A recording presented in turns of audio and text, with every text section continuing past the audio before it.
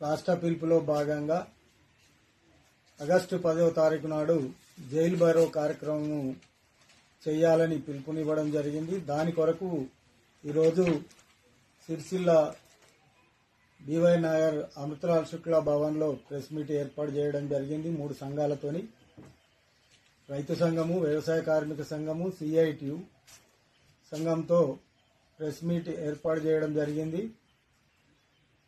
100 సంవత్సరాల కింద స్వతంత్రం రాకముందు సంపాదించుకున్నటువంటి కార్మిక చట్టాలను కేంద్ర ప్రభుత్వము 29 చట్టాలను 4 కోట్లుగా విభజించి కార్మికుల హక్కులను కాలరాసే విధంగా చేయడం అనేది జరుగుతుంది. అట్లాగే రైతుల హక్కులను కాలరాసే విధంగా రైతులకు మద్దతు ధర నిర్ణయించకపోవడము పండిన పంటకు, అట్లాగే విద్యుత్ సవరణ చట్టం అని తేవడం అనేది జరిగింది.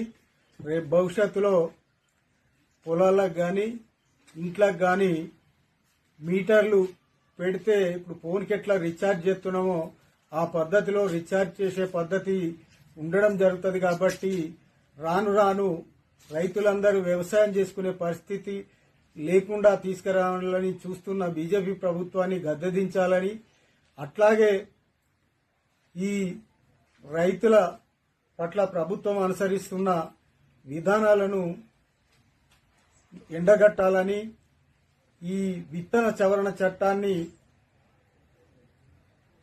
సవరణ చేయాలని, మొత్తం రైతులకిచ్చే విత్తనాలన్నీ కల్తీ విత్తనాలు తయారు చేయబడుతున్నాయి. కాబట్టి ఆ విత్తనాల మీద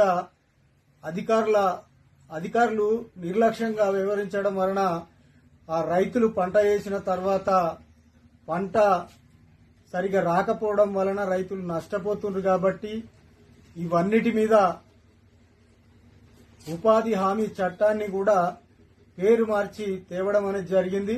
మేము ఉపాధి హామీ పనిని కూడా రైతులకు అనుసంధానంగా చేయాలని తదితర డిమాండ్లతోని రేపు ఆగస్టు 10 తారీఖున సిరిసిల్ల కలెక్టరేట్ ముందు ధర్నా కార్యక్రమం ఉంటుంది. కాబట్టి ఈ జిల్లాలో ఉన్న రైతులు గాని, ఉపాధి కూలీలు గాని, మొత్తం కార్మిక వర్గం అంతా పాల్గొని ఈ జైలు భరో కార్యక్రమాన్ని విజయవంతం చేయాలని కార్మికులందరికీ విజ్ఞప్తి చేయడం జరుగుతుంది.